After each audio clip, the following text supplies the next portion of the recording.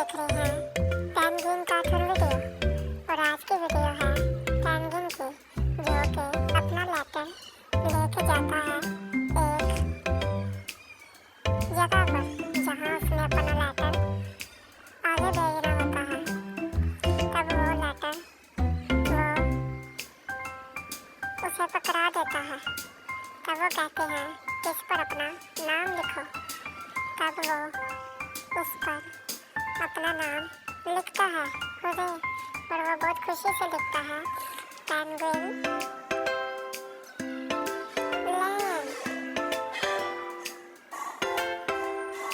और वो top corner पर उसे लिखता है और फिर वो स्टैंप लगाता है और वो बहुत खुशी से ये काम करता है। तब वो ये खत उसे देता है। तब वो उससे उसका खत ले लेता है। तब वो उससे बहुत बातें करता है।